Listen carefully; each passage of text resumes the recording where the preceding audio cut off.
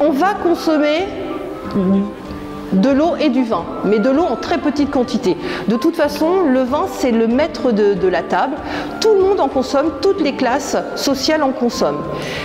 On va boire peu d'eau puisqu'on a peur qu'elle soit contaminée ou polluée. Alors, on va consommer les deux vins, du vin blanc et du vin rouge. Le vin blanc va être consommé jusqu'au XIe siècle. Et puis, à partir du XIIe siècle, on va consommer du vin rouge. Pourquoi? Tout dépendait de la région où on était. Si on était dans le nord de la France, on va consommer plus de vin blanc. Si on était dans les pays d'Oc, du sud de la France, on va consommer du vin rouge. Et puis après, il y a eu quand même une préférence pour le vin rouge. Alors, il y a différentes classes au Moyen-Âge. Il y a les nobles et les paysans. Les nobles vont prendre ce qu'on appelle la première pressée. La première pressée est meilleure que la deuxième et la troisième que l'on va servir aux paysans.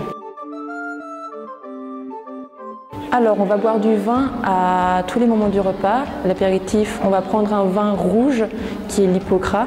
Donc, c'est un vin avec des épices.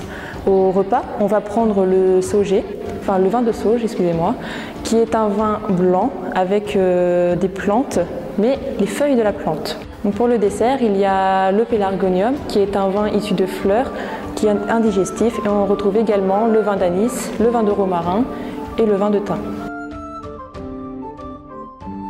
On va boire 3-4 litres de vin pour les hommes, 2 fois moins pour les femmes, et les enfants à partir de 7 ans vont consommer également du vin.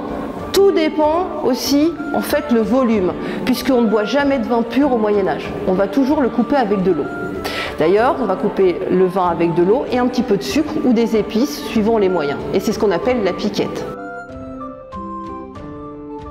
On ne va pas faire du vin seulement avec de la vigne. Alors si on fait du vin rouge, du vin blanc, oui, ça sera à partir de raisins, mais on peut faire des vins avec de l'eau et du miel, ce qu'on appelle l'hydromel. Et c'est un vin.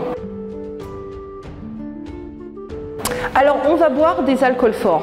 On va appeler ça, comme on appelle aujourd'hui, de l'eau de vie, mais à l'époque c'était nommé de l'eau ardente.